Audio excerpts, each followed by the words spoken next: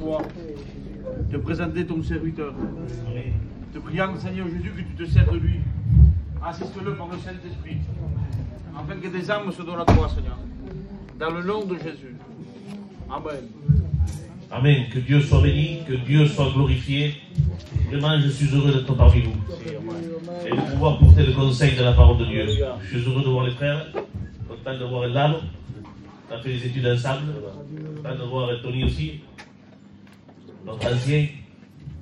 Vous savez, ce soir, j'ai une parole pour vous. Vous savez, j'ai par habitude, quand je me déplace, que c'est une semaine d'évangéliser. Mais ce soir, il y a une parole pour vous, les chrétiens. Peut-être qu'une personne a besoin, je ne sais pas. Lui, il connaît tout. Nous, nous sommes que des instruments. Heureux aussi de voir mon frère Enrique. Parce que moi, je le connais de l'église de Comore. Que Dieu le bénisse. Heureux de le voir ici. C'est vrai qu'il y a longtemps que je ne l'avais pas vu.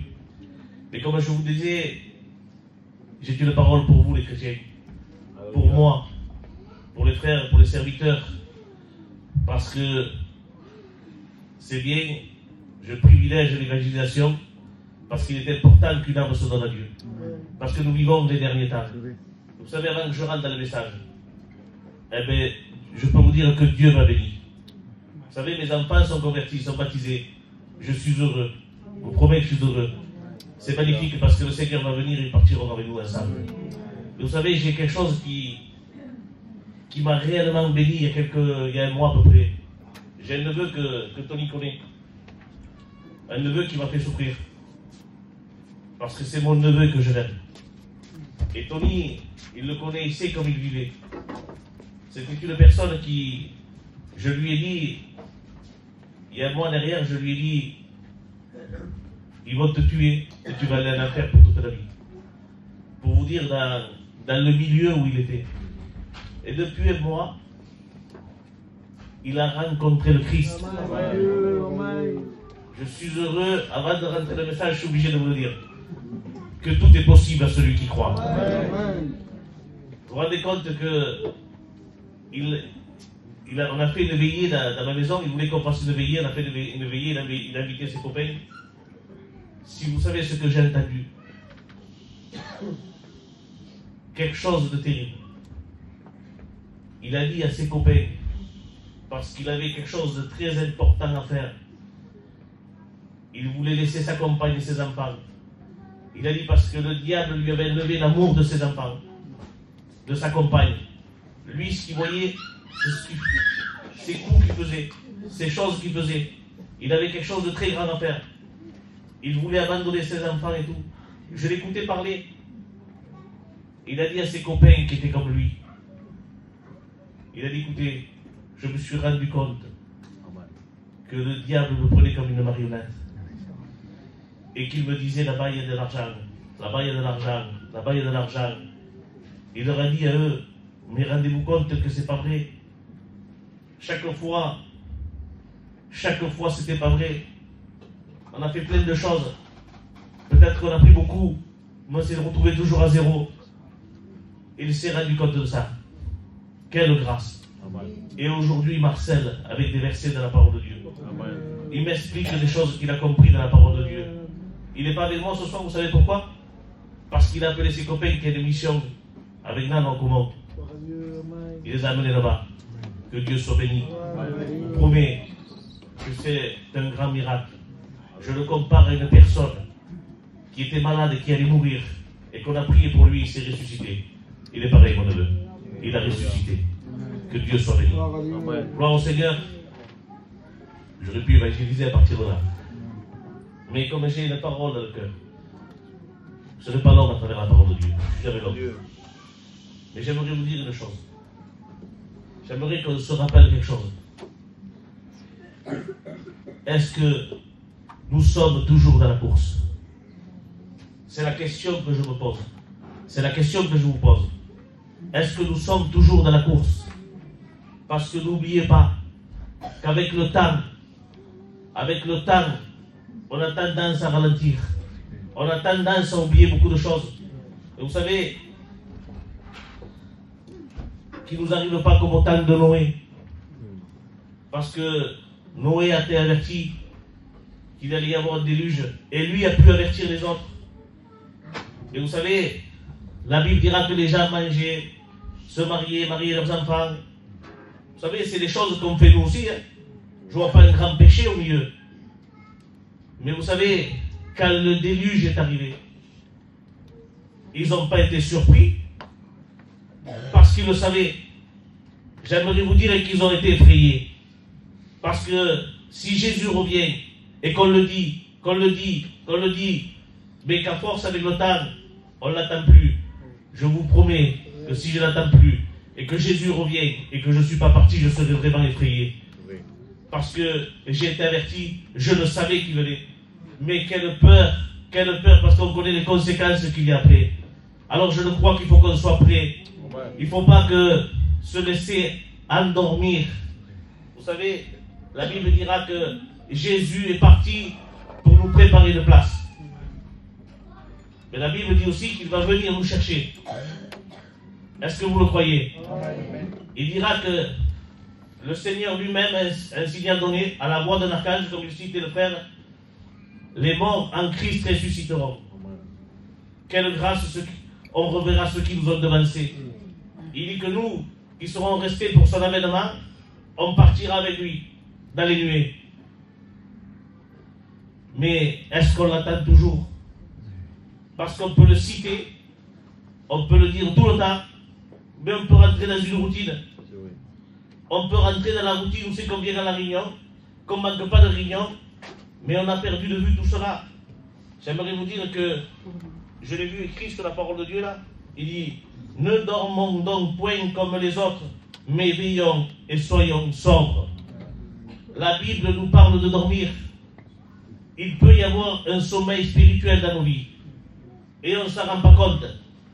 Alors, j'ai pris un exemple dans la parole de Dieu que j'ai lu. J'ai repéré la page et on va le lire ensemble. Il parle Itichus. Vous le connaissez? On le connaît, les chrétiens. Regardez ce qu'il dit la parole de Dieu. Le premier jour de la semaine. Alors, le premier jour de la semaine, c'est quand? C'est le dimanche, non? Puisque si le sabbat est un samedi, c'est le dernier jour, c'est le jour du repos. Donc c'est le dimanche. Il dira, nous étions réunis pour rompre le pain. À quoi ça nous fait penser? Un dimanche à la Sainte Seine. Oui ou non? Il dira, Paul, qui devait partir le lendemain, s'entretenait avec les disciples. Je me rends compte qu'il y a une réunion. Donc, c'est les chrétiens qui sont réunis, qui vont rendre culte à Dieu.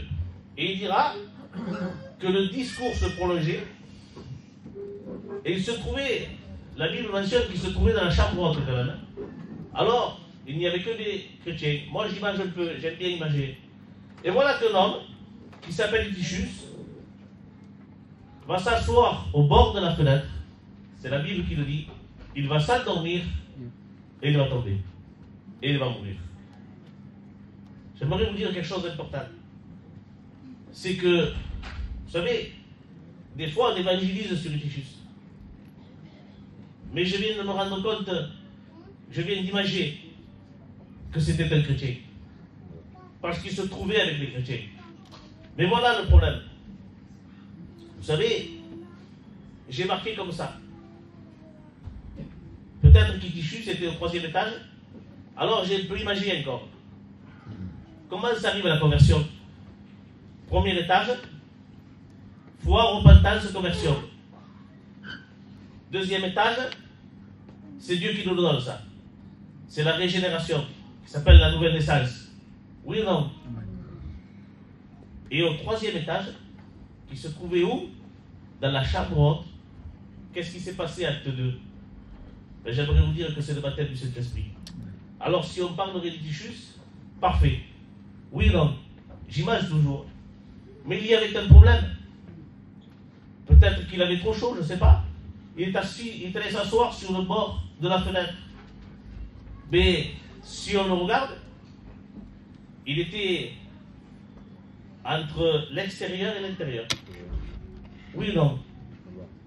eh bien, je viens de me rendre compte qu'il peut y avoir des chrétiens qui se sont endormis spirituellement. Ça peut arriver. Et c'est la parole de Dieu qui me le dit. Vous savez, quand on a le contact à l'extérieur et le contact à l'intérieur, eh bien, quand on s'endort spirituellement, c'est toujours du côté du monde de l'automne. Parce qu'il y a une mort spirituelle. Et c'est ce qui est arrivé. Il est tombé du bon côté. Il serait tombé du bon côté, il serait peut-être fait un bleu, il serait cassé le poignet. Mais quand on s'endort spirituellement, malheureusement, on tombe toujours du mauvais côté. Alors, vous savez, j'ai marqué sur mon papier, c'est différent. Le sommeil dans la chair et le sommeil spirituel. Vous savez, moi, comme le disait ma femme, on se lève au bonne heure et on s'en va travailler. Mais quand je m'en vais travailler, comme je me suis levé à 4 h du matin, je fais mon marché, je reviens, et vous savez ce qui m'arrive? Je suis fatigué, parce que j'ai travaillé. Alors quand le corps travaille, eh bien, on a besoin de quoi? De s'endormir un petit peu. Ça, c'est la chair. Mais dans le spirituel, c'est tout le contraire. Vous savez, dans le spirituel, quand on ne prie plus, quand on n'a plus d'activité pour Dieu, quand on n'a plus de moments de jeûne, quand on n'a plus de communion fraternelle, quand on ne travaille plus, c'est là que le sommeil arrive. C'est tout le contraire. Dans le monde, dans la chair, c'est quand on travaille, et quand dans les choses de Dieu, c'est quand on se relâche, qu'on s'endort spirituellement. Et vous savez, on s'endort. Il y a un verset qui est écrit: un peu de sommeil, un peu d'assouplissement, un peu de croiser les mains, et je me relis plus, et la pauvreté vous surprendra. C'est comme ça. Vous savez, ça me rappelle aussi une parabole dans la parole de Dieu. La Bible dira que le royaume des cieux est semblable à un homme qui jette de la bonne semence dans son champ. Il dira, mais quand tout le monde dormait, un ennemi est venu semer de l'ivraie. Vous savez, c'est quand on dort. Quand on s'endort spirituellement, que le diable a l'accès et qui sème de l'ivraie. Et vous savez, ça m'a fait rappeler quelque chose. Parce que moi, quand je lis la parole de Dieu, des fois j'y mange un petit peu. Vous avez remarqué, l'ivraie, savez-vous ce que c'est? Je l'ai appris à l'école biblique. C'est une toxine pour le corps. C'est un poison pour le corps. Vous savez, j'aimerais vous dire que le diable est un bon anesthésiste. Ah, il est fort. Il est fort. Parce que, vous savez comment ça se passe une anesthésie? C'est un poison. Quand quelqu'un va se faire opérer, je l'ai appris, il nous injecte un poison qui nous endort. Je voudrais vous dire que le diable, c'est un très bon anesthésiste. Parce qu'il veut nous tenir endormis. Qu'est-ce qui va se passer quand nous sommes endormis? Je regardais un petit peu l'anesthésie, ce qui se passe. Vous savez, quand une personne s'endort, parce qu'elle doit se faire opérer, elle a besoin d'oxygène, parce que le corps ne respire plus. Vous savez, alors, j'ai dit que quand on s'endort spirituellement, notre oxygène, c'est la prière à nous les chrétiens. Quand on s'endort, on ne prie plus. Quand il y a quelqu'un qui s'endort spirituellement, il n'a plus de vie de prière. Vous savez, quand on est endormi, on n'a plus la vision. On ne voit plus la parole de Dieu. On n'entend plus la parole de Dieu. Nous sommes endormis spirituellement. Et c'est encore plus grave. Parce que quand nous sommes endormis, nous n'avons plus aucune sensation quelqu'un qui dort spirituellement n'a plus aucune sensation dans l'église. C'est-à-dire qu'il n'arrive pas à reconnaître ni un frère, ni une sœur qui a un besoin. Parce que la réalité, nous les chrétiens, nous sommes appelés et on sait, moi je reconnais, si un de mes frères a un souci, qui a un problème, on le reconnaît à son visage. Et on va lui parler, et on va l'encourager. Mon frère, je ne te vois pas comme d'habitude. Je crois que nous devons être attentifs à ça, non? Mais s'il n'y a plus de sensation en nous, c'est qu'il y a une anomalie. Est-ce qu'on ne s'est pas endormi? Vous savez, même au niveau de la parole de Dieu, vous savez, quand on dort spirituellement, ben, il y a une alerte. Parce que souvent, on choisit nos pasteurs. Souvent, on veut entendre les meilleurs pasteurs. La parole de Dieu reste la parole de Dieu. Qu'importe qui prêche, il y a toujours une parole pour quelqu'un. Alors qu'on en garde.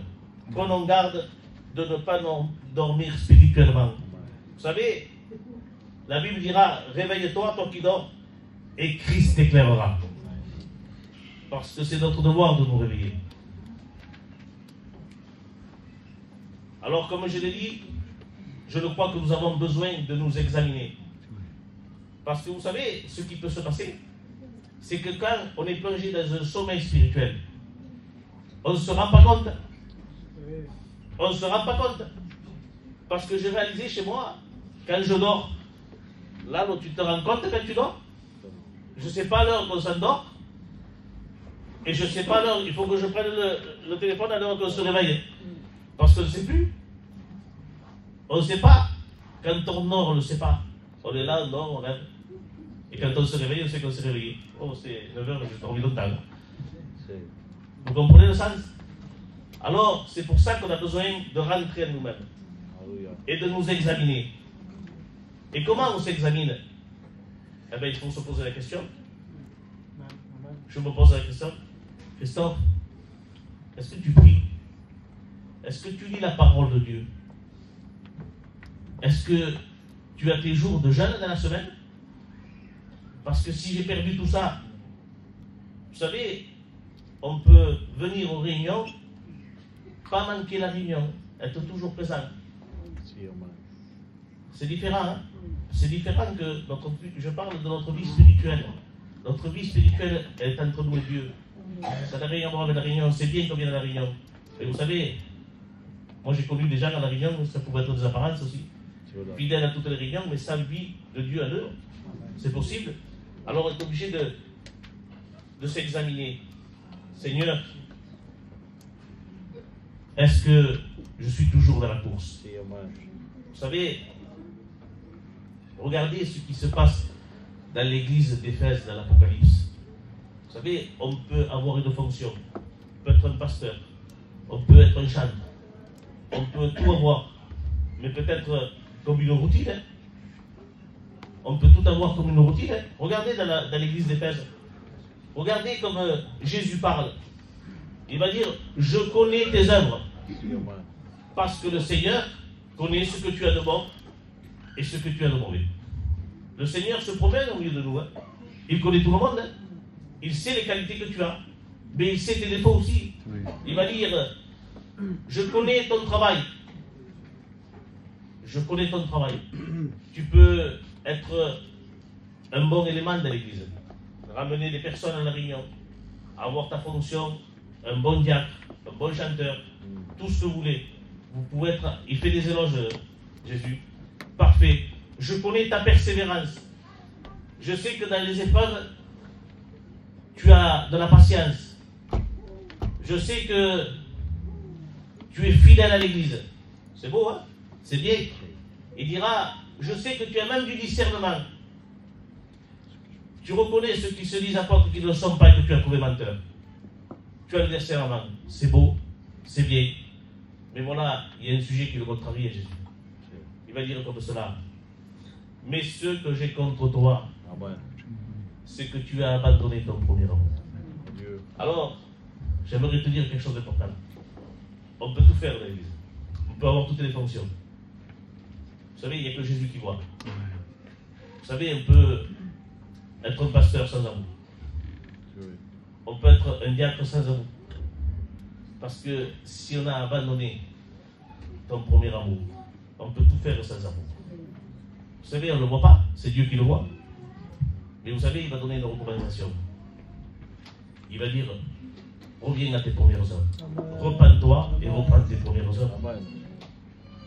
Nous avons besoin que nous examinons.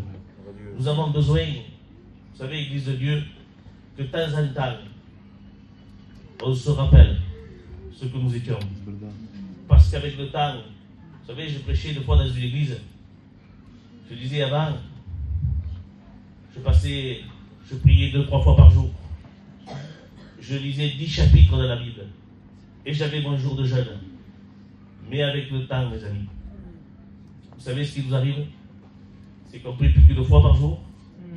Si on lisait 10 chapitres, maintenant on lit tous les 3 jours la Bible. Si on avait le mardi ou le mercredi, on jeûnait, eh bien, avec le travail, eh bien, vous savez, des fois, on oublie les choses, ça nous amène à les abandonner. Et puis, on se contente de venir à des réunions. On se contente de donner une note. Ah, qu'est-ce qu'il a bien prêché, le pasteur qui est venu l'autre fois. La mission, on s'est régalé. Tout, on s'est régalé. Mais notre vie avec Dieu, comment elle est? Alors, si nous disons que nous attendons le Seigneur, je le crois. On rappelle aussi Matthieu 25, les 10 vierges, 5 sages et 5 folles. Vous savez, toutes elles avaient leur lampe. Ma parole est une lampe à mes pieds. Elles connaissaient la parole de Dieu. Mais les sages avaient leur réserve. Vous savez, dans une église, on reçoit ça. Mais chez nous, la vraie réserve se fait chez nous. On vient dans une réunion déjà remplie de Dieu. Parce que dans une église, ça dure 1h30, une réunion. On prend des petites réserves. Et celui qui vit une vie de prière, une vie de communion chez lui, une vie de jeûne chez lui, c'est là qu'il remplit ses réserves. J'aimerais vous le dire, si on attend le Seigneur, que nos réserves soient pleines. Que Dieu soit béni. On prie le Seigneur. Je vous ai dit que je n'étais pas long. C'est 9h30. On prie le Seigneur. Seigneur, combien nous sommes devant toi, Jésus. Et je le crois que tu as mis un mot dans mon cœur, Seigneur, qui est pour chacun d'entre nous, Christ. Seigneur, je veux t'apporter ton peuple, Jésus. Seigneur, nous le croyons que tu reviens bientôt, Christ. Seigneur, mais qu'on soit prêts devant toi, Christ. Seigneur, merci pour ton amour et ta grâce. Bénis mes frères qui sont ici et mes sœurs.